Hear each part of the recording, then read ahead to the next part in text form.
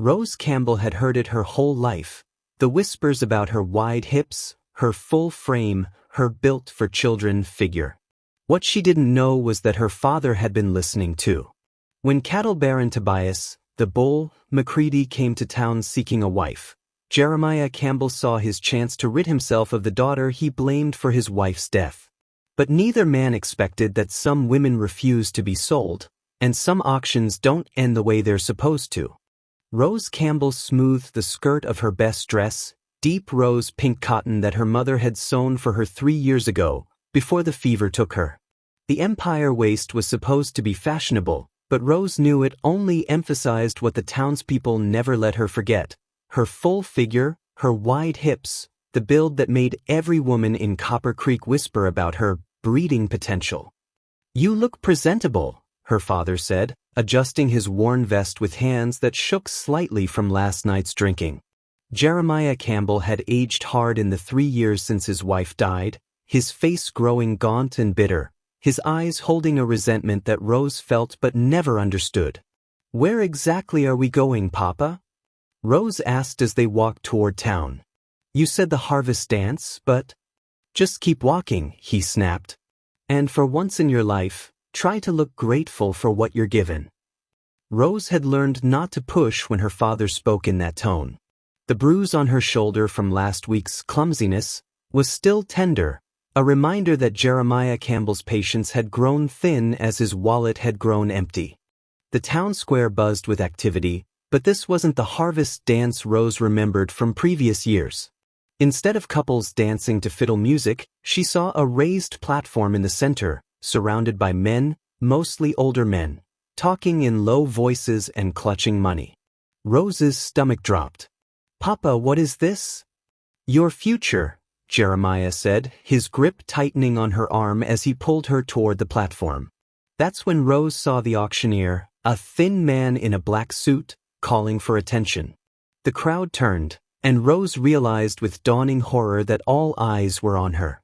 "Ladies and gentlemen," the auctioneer called out, his voice carrying across the square, "we have here Miss Rose Campbell, 19 years old, excellent health, fine moral character, and as you can see—" He gestured toward Rose's figure with a knowing smile. "Clearly built by the good Lord for bearing children." Rose's face burned with humiliation. This wasn't a dance. This was an auction. Her father was selling her like cattle at market.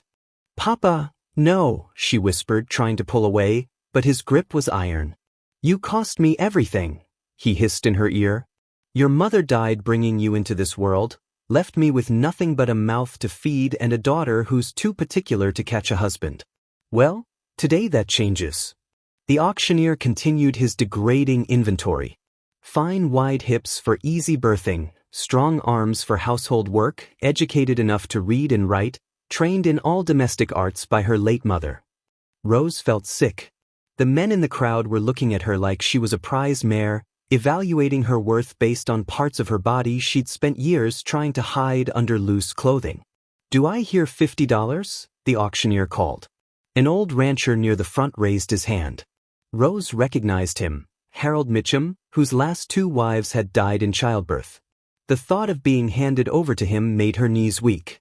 "60, called another voice. "75. The bidding continued, each number feeling like a nail in Rose's coffin. She looked desperately around the crowd, searching for a friendly face, someone who might intervene. But the women had all turned away in shame, and the men were either bidding or watching the spectacle with the same fascination they'd show a cockfight. Then she saw him. Standing at the back of the crowd, towering above everyone else, was a man unlike any she'd ever seen. He had to be at least 6.5 feet tall, with shoulders broad enough to carry a full-grown steer. Dark hair fell to his shoulders beneath a black cowboy hat, and even from a distance, Rose could see the intensity in his deep blue eyes. Tobias the Bull McCready. She'd heard the name whispered in the same breath as legends.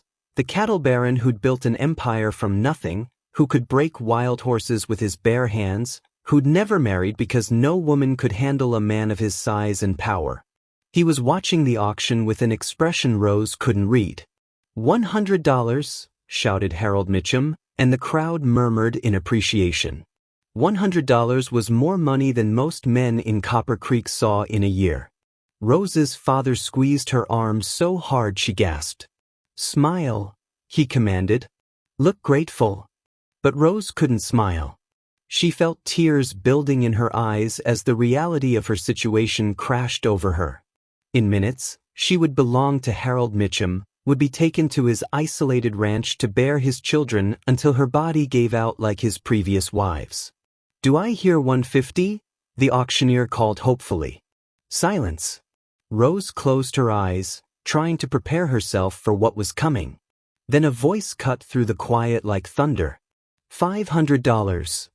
The crowd gasped and turned as one toward the back, where Tobias McCready stood with his hand raised, his blue eyes fixed not on the auctioneer, but on Rose herself. $500.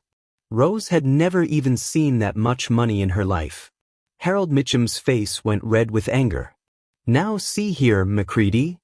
"500, Tobias repeated, his voice calm but carrying absolute authority. "Going once." The auctioneer looked stunned. $500, going once, going twice?" Rose stared at the giant man who had just bought her like a prize heifer.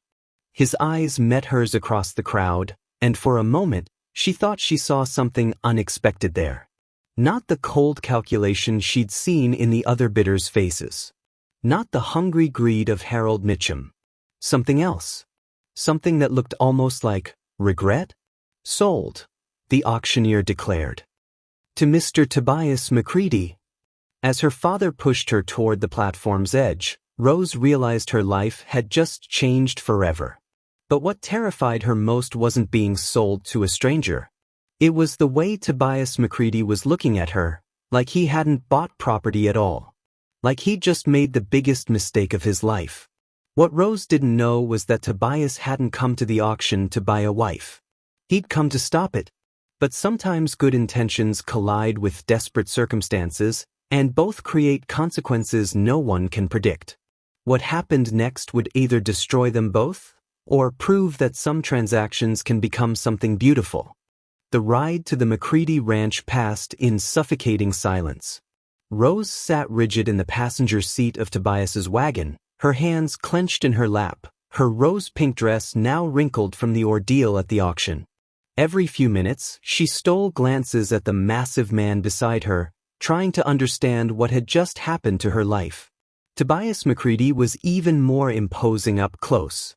His hands on the reins were twice the size of normal men's hands, scarred from years of ranch work. His presence filled the wagon seat, making Rose feel smaller than her already modest height. When he'd lifted her into the wagon after the auction, it had been like being picked up by a mountain. But it was his silence that unnerved her most. "Mr. McCready," Rose finally ventured as they turned down a long dirt road lined with impressive fencing, "I need you to understand something." His blue eyes flicked toward her briefly. "What's that?" I didn't know. About the auction. My father told me we were going to a harvest dance." The words tumbled out in a rush. "I never agreed to be sold. I never consented to any of this." Tobias's jaw tightened, and he pulled the wagon to a sudden stop. Rose's heart pounded as he turned to face her fully, his massive frame casting a shadow over her. "You didn't know?" His voice was deep, carefully controlled. "I swear to you, I had no idea what he was planning until the auctioneer started describing me like livestock." Rose's voice broke on the last word. Tobias stared at her for a long moment, and Rose saw something shift in his expression. The careful neutrality cracked, revealing anger underneath, but not anger at her. "That son of a..." He caught himself, removed his hat, and ran a hand through his dark hair. "Miss Campbell, I owe you an apology." Rose blinked in surprise. "You do?" "I came to town today because I'd heard rumors about the auction. Came to put a stop to it." His voice was rough with something that might have been shame. "But when I saw you up there looking so helpless," Rose supplied bitterly. "Brave," he corrected, surprising her. You were terrified, but you held your head high. And when that bastard Mitchum was bidding on you like you were a prize heifer. His hands clenched on the reins. I couldn't let that happen. Rose studied his face, seeing honesty there that she hadn't expected. So you bought me instead. I bought you to get you away from them, Tobias said firmly. Not for what they were expecting. What were they expecting? Tobias's face reddened slightly. They think I've been looking for a wife to bear me sons. Think I need heirs for the ranch. Don't you? What I need, Tobias said, meeting her eyes directly, is for you to know that you're safe. Whatever you decide to do, stay here, go somewhere else, go back to town, that's your choice. Not mine. Not your father's. Yours. Rose felt tears prick her eyes. No one had ever talked to her about choices before. As they continued toward the ranch, Rose found herself studying the landscape with new eyes. Rolling hills stretched in every direction, dotted with the finest cattle she'd ever seen. Fences ran straight and true, buildings stood solid and well-maintained. This wasn't just a ranch, it was an empire. You built all this yourself? She asked. Tobias nodded. Started with nothing when I was 16. 1 cow, borrowed money, and more stubbornness than sense. Why haven't you married? He was quiet for so long Rose thought he wouldn't answer. Then, hard to find a woman who sees past the size and the money to whatever's underneath. What is underneath? Another long pause. Don't rightly know anymore. Been so busy building this place, I forgot to build much of anything else. The ranch house came into view, and Rose gasped despite herself. It was magnificent, 2 stories of solid timber and stone, with a wraparound porch and windows that gleamed in the afternoon sun. Gardens flanked the walkway, clearly tended with care. It's beautiful, she said softly. My mother's design, Tobias said, and Rose heard affection in his voice for the first time. Lost her when I was 12, but I built it exactly like she drew it. He helped her down from the wagon. Again, the ease with which he lifted her was startling, and led her toward the house. A woman emerged from the front door, elderly but spry, with kind eyes and graying hair pulled back in a neat bun. Mrs. Patterson, Tobias said, this is Miss Campbell.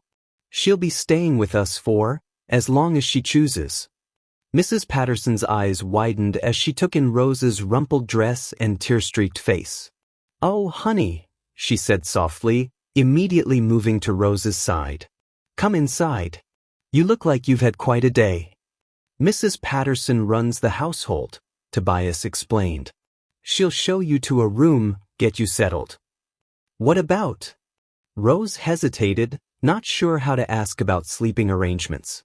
Tobias seemed to understand her concern. You'll have your own room, your own space. No one will bother you there. As Mrs. Patterson led her inside, Rose heard Tobias call after them, and Mrs. Patterson? Miss Campbell is a guest, not an employee. She's to be treated with every courtesy. Rose's room was lovely, larger than her entire bedroom back home, with a real window seat and furniture that looked like it had been made by master craftsmen. Mrs. Patterson helped her out of her wrinkled dress and into a simple blue work dress that fit surprisingly well. Mr. Tobias has a good heart, the older woman said as she brushed Rose's hair. Don't let his size fool you. He's gentle as a lamb with anyone smaller than him, which is just about everyone. Mrs. Patterson, what do you know about the auction today? The woman's face darkened. Disgraceful business. Your father should be horsewhipped for what he did. But Mr. Tobias? He did right by. Saved you from Harold Mitchum, that's certain. As evening fell, Rose stood at her window looking out over the vast McCready holdings. For the first time in years, she felt something she'd almost forgotten, hope. But what she didn't know was that her father had already spent Tobias's $500 on whiskey and gambling.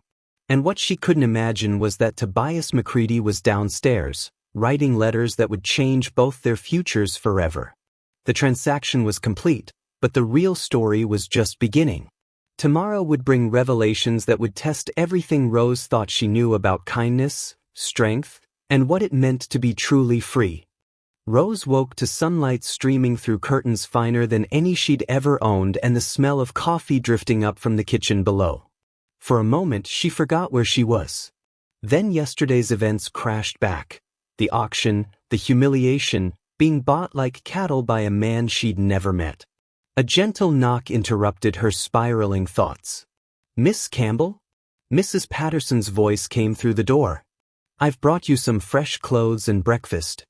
Rose wrapped herself in the silk robe she'd found hanging in the wardrobe, silk on a ranch, and opened the door. Mrs. Patterson entered carrying a tray laden with more food than Rose usually saw in a week: eggs, bacon, fresh biscuits with honey, and coffee that smelled like heaven. "This is too much," Rose protested. "Mr. Tobias's orders. Said you probably hadn't eaten much yesterday, what with the unpleasantness." Mrs. Patterson set the tray on the small table by the window. "He's been up since before dawn, working in the barn. Nervous energy, I'd say." "Nervous about what?" Mrs. Patterson gave her a knowing look. "About you, honey. Man doesn't know what to do with himself when there's a lady in the house." Rose picked at the eggs, her stomach still unsettled. "Mrs. Patterson, can I ask you something?" "Of course." Is Mr. McCready a good man? I mean, truly?" The older woman sat down across from Rose, her weathered hands folding in her lap. "Child, I've worked for Tobias McCready for 8 years, since his old housekeeper passed. In that time, I've never seen him raise his voice to a soul, never seen him be cruel to man or beast. He's paid for the schooling of every child on this ranch, sends money to families in need, and last winter he single-handedly saved the Henderson farm when their barn burned down. Then why is everyone afraid of him? Because he's the size of a mountain and richer than Midas, and folks fear what they don't understand." Mrs. Patterson's voice softened. "But I've seen him cry over a dying calf, and I've watched him sit up all night nursing a sick horse. The man you should fear is the one who had you sold like property, not the one who saved you from it." After Mrs. Patterson left, Rose forced herself to eat, then dressed in the simple brown skirt and white blouse that had been provided. They fit perfectly, and she wondered if Tobias had guessed her size or if Mrs. Patterson had that gift that experienced women possessed. Curiosity finally overcame her nervousness, and Rose ventured downstairs to explore her temporary home. The house was magnificent but lived in, comfortable furniture, books scattered on tables, a kitchen that spoke of actual cooking rather than mere display. Everything was built on a grand scale, from the wide doorways to the oversized chairs, clearly designed for a man of Tobias's proportions.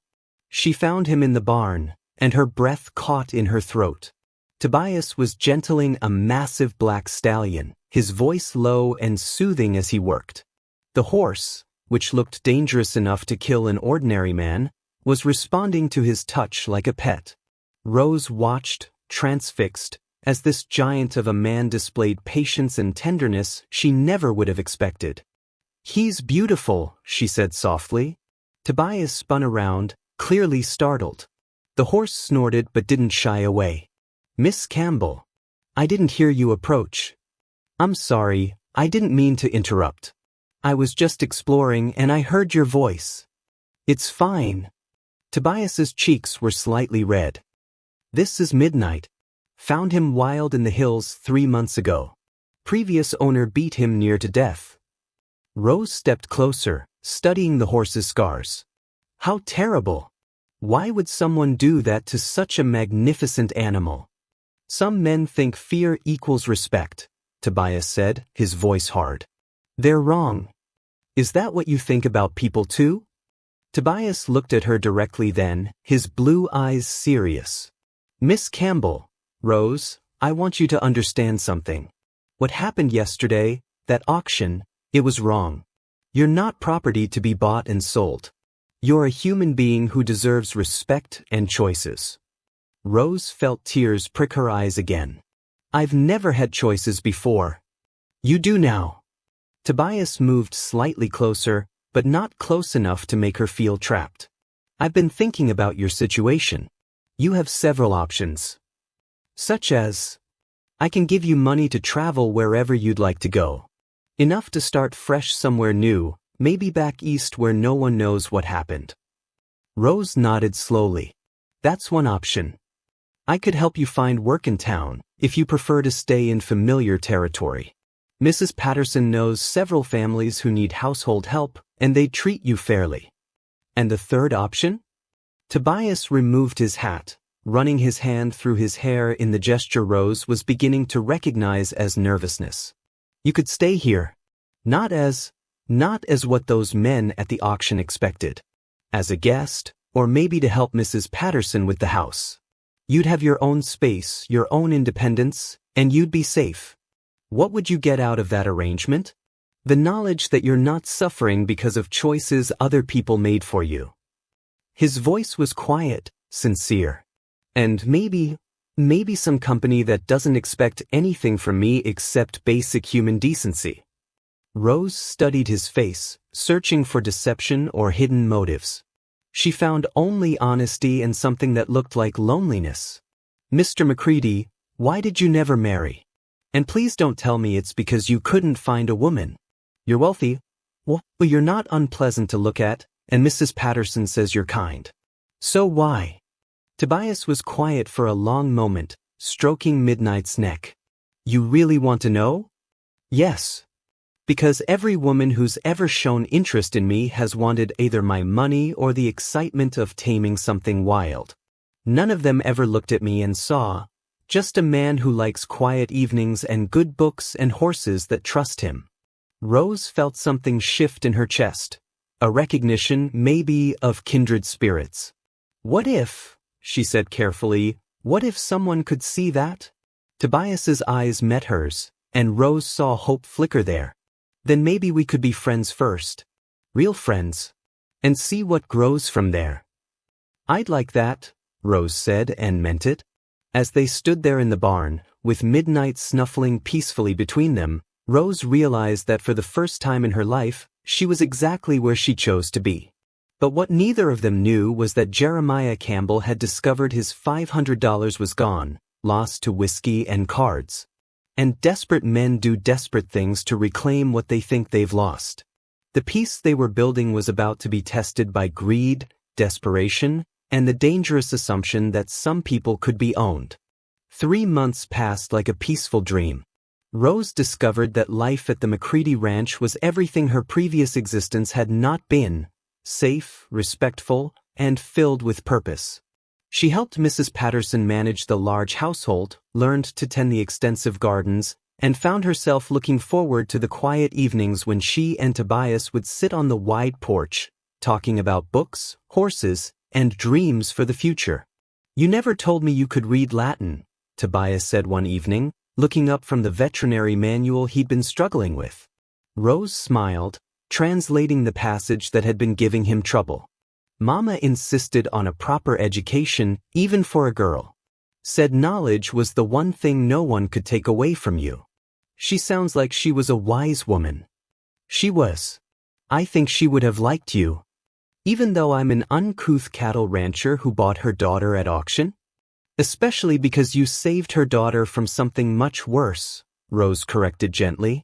Their friendship had deepened gradually, built on shared interests and mutual respect.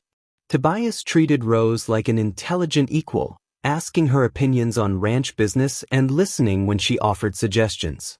Rose discovered that beneath his intimidating exterior was a thoughtful, well-read man who was surprisingly gentle with everything smaller than himself, which was nearly everything. But lately, Rose had begun noticing things that had nothing to do with friendship. The way Tobias's eyes crinkled when he laughed at something she said. How he always made sure she had the more comfortable chair by the fire. The careful way he never touched her, as if he were afraid she might break or run away. And her own responses to his presence. The way her heart sped up when he smiled at her, how she found herself watching his hands as he worked, the warmth that spread through her chest when he said her name. Tonight, as they sat watching the sunset paint the sky in shades of rose and gold, Rose finally found the courage to speak. Tobias, can I ask you something personal? Always. Do you ever think about what might have been? If we'd met differently, I mean. Under normal circumstances. Tobias was quiet for a moment, his blue eyes fixed on the horizon. Every day, he said quietly. Rose's breath caught. What do you think would have happened? I think, Tobias said, turning to look at her directly, I would have taken one look at you and known I was in trouble. I think I would have spent months working up the courage to speak to you properly. And I think I would have fallen in love with you so slowly I wouldn't have realized it was happening until it was too late to stop. Too late. Rose, I'm not good with words when it comes to feelings.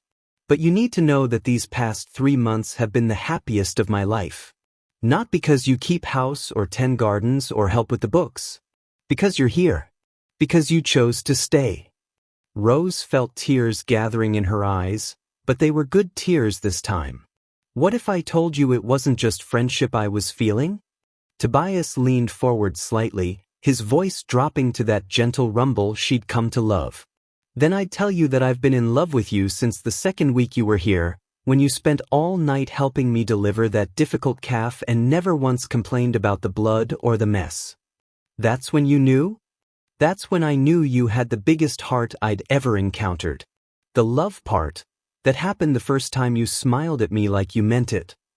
Rose reached out and placed her hand over his much larger one. Tobias McCready, are you asking me to marry you? For real this time? I'm asking if you think you could love a man who's too big and too quiet and who doesn't know the first thing about courting a lady properly. I'm asking if you could love a woman who was sold at auction, who has nothing to offer but her heart and her determination to make something beautiful out of something that started ugly. Tobias brought her hand to his lips, pressing a gentle kiss to her knuckles. Rose Campbell, I would be honored to marry you. Not because of any transaction or arrangement, but because I love you and I think we could build something extraordinary together. Yes, Rose whispered. Yes, I'll marry you. When Tobias kissed her, it was nothing like the brutal claiming she'd feared from other men. It was gentle, reverent, full of promise and patience. They were married a month later by the circuit preacher, with Mrs. Patterson and half the ranch hands as witnesses. Rose wore a cream-colored dress that Tobias had ordered specially from Denver, and Tobias wore his best suit, looking nervous and happy and more handsome than any man had a right to be. Do you, Tobias, take Rose to be your wife, to love and cherish, in prosperity and hardship, in joy and sorrow? I do, Tobias said, his voice strong and certain. Do you, Rose, take Tobias to be your husband, to love and honor, in wealth and poverty, in happiness and trials? I do, Rose said, meaning it with every fiber of her being. Their wedding night was everything the auction had threatened to steal from her, gentle, consensual, full of love and respect. Tobias treated her like something precious, and Rose discovered that being built for children meant nothing unless you were loved by the man who helped create them. As they lay together afterward, Rose traced the scars on Tobias's chest, marks from years of dangerous work building his empire. Do you regret it? She asked. The way we started? I regret that you were hurt, Tobias said, pulling her closer. But I can't regret that it brought you to me. Does that make me selfish? It makes you human, Rose said, pressing a kiss to his heart. And it makes you mine. But their happiness was about to face its greatest test. Because 300 miles away, Jeremiah Campbell had heard about his daughter's marriage to one of the wealthiest men in the territory. And he was coming to collect what he believed was his share of that wealth. What he would discover was that some women, once they find their strength, are not easily broken again. And some men will protect what they love with everything they have. The final confrontation would prove whether love built on choice was stronger than greed built on entitlement. 2 years after their wedding, Rose stood in her garden watching Tobias teach their son, Thomas, how to gentle a young colt. At 15 months, Tommy was already showing signs of inheriting his father's gentle way with animals and his mother's stubborn determination. Life had been blissfully peaceful until the dust cloud appeared on the horizon. Rose's blood ran cold when she recognized the rider. Jeremiah Campbell looked even more worn than when she'd last seen him, his clothes shabby, his face gaunt from drink and hard living. "Tobias," Rose called, her voice tight with anxiety. Her husband looked up, immediately recognizing the tension in her tone.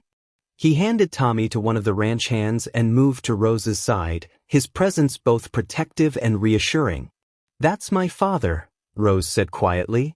Tobias's jaw tightened. "Stay behind me." Jeremiah Campbell dismounted with the unsteady movements of a man who'd been drinking since dawn. His eyes fixed on the prosperity surrounding him, the fine house, the well-tended grounds, the obvious wealth, and his expression grew calculating. Well, he said, his voice slurred but loud. "Look what my little Rose has managed for herself." "Mr. Campbell," Tobias said, his tone carefully neutral. "You're not welcome here." "Not welcome?" Jeremiah laughed bitterly. "I'm her father. I have every right to see how my investment is paying off." Rose stepped forward, anger overcoming her fear. "Investment? You sold me like cattle, Papa. You have no rights here." "I made you possible," Jeremiah snarled. "Without me, you'd never have caught the attention of the great Tobias McCready. I deserve compensation for my contribution to your good fortune." "You've already been compensated," Tobias said quietly. $500. More money than you'd probably seen in your lifetime. Gone. All gone." Jeremiah's voice turned wheedling. "But look at this place, Rose. Look what you have now. Surely you can spare something for your old father. Family takes care of family." Rose felt something inside her crystallize into absolute resolve. 4 months, she dreaded this confrontation, feared she might crumble under the weight of old guilt and conditioning. Instead, she found herself standing straighter, her voice growing stronger. "You're right about one thing," she said clearly. "Family does take care of family. But you stopped being my family the day you put me on that auction block."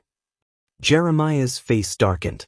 "You ungrateful little—" "Careful," Tobias interrupted, his voice carrying deadly quiet. "Very careful how you speak to my wife." "Your wife?" Jeremiah spat. "She's damaged goods, McCready. Used up. Why do you think I had to auction her off instead of finding her a proper husband?" Rose flinched, the old wounds still tender despite all the love and healing she'd found. But Tobias stepped closer to her father, and suddenly Jeremiah seemed to realize he was facing 6.5 feet of protective fury. "Let me explain something to you," Tobias said, his voice conversational but his eyes like winter. "Rose is the most extraordinary woman I've ever known. She's intelligent, kind, brave, and beautiful. She's made my house a home and my life worth living. She's given me a son who will grow up knowing what real love looks like." He moved even closer to Jeremiah, who began backing toward his horse. "And if you ever speak about her with anything less than complete respect, you'll discover exactly why they call me the bull and why smart men don't cross me." Jeremiah mounted his horse with shaking hands. "This isn't over. She's my daughter. I have legal rights." "Actually," Tobias said calmly, pulling a folded paper from his vest, "you signed those away." Jeremiah's face went white as Tobias unfolded the document. "This is the bill of sale you signed at the auction. Legal transfer of all rights and responsibilities regarding Rose Campbell to me. Which means, legally speaking, you have no more claim on her than you would on any other piece of property I own." "But she's my wife," Tobias said firmly, "and the mother of my child. And if you come near this ranch again, I'll have you arrested for trespassing." As Jeremiah rode away, cursing and making empty threats, Rose felt a weight she hadn't even realized she was carrying finally lift from her shoulders. "Are you all right?" Tobias asked gently, pulling her into his arms. "I am now," Rose said, meaning it completely. "Years passed. Rose and Tobias built not just a successful ranch, but a family and a legacy. They had 4 children in total: Thomas, followed by twin girls named Sarah and Grace, and finally a daughter they called Hope. Rose discovered she had a talent for business and became Tobias's true partner in managing their empire. She also became a voice for women's rights in their growing territory, using her own story to advocate for laws protecting women from forced marriages and transactions. But it was the speech she gave at the Territorial Women's Convention that people remembered most. Standing before 300 women from across the territory, Rose spoke with quiet conviction. "They said I was built for children, and they were right, but not the way they meant. I was built to raise children who know their worth isn't determined by their bodies, but by their characters. I was built to love a man who chose me not for what I could give him, but for who I am. I was built to prove that a woman's value isn't measured in transactions, but in the choices she makes when she finally has the freedom to choose." The applause was thunderous, but what mattered most to Rose was seeing Tobias in the back of the room, holding baby Hope and beaming with pride. That night, as they sat on their porch watching their children play in the garden Rose had built with her own hands, Tobias took her hand. "Any regrets?" he asked, as he had so many times over the years.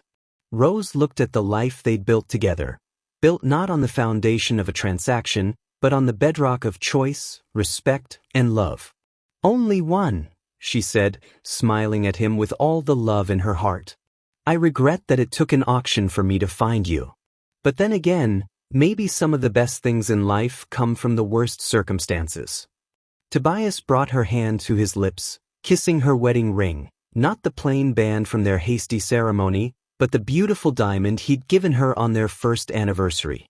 "I love you, Rose McCready," he said, using the name that still made her heart flutter. "And I love you, Tobias McCready. My choice. My husband. My heart." As the sun set over the McCready ranch, painting the sky in shades of rose and gold, their children's laughter echoed across the land they'd built together. Not through transaction or force, but through the simple, revolutionary act of choosing each other every single day.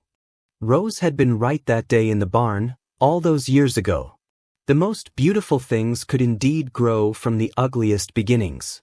And sometimes, the woman who was built for children was actually built for so much more. Built for love, for choice, for changing the world one brave decision at a time.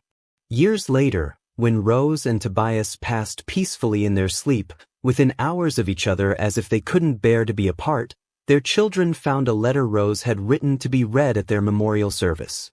"To those who knew our story, we began with an auction, but we lived with choice. We started with a transaction, but we built a love that changed everything. Remember us not as the woman who was sold and the man who bought her, but as 2 souls who proved that the circumstances of your beginning don't determine the beauty of your ending. Love is always, always a choice. Choose it boldly, choose it bravely, and choose it every day." The memorial service was attended by hundreds, ranchers and farmers, businessmen and housewives, children and grandchildren whose lives had been touched by Rose and Tobias's example of what real love looked like. And in the center of town, where the auction block had once stood, now grew a garden Rose had planted years before.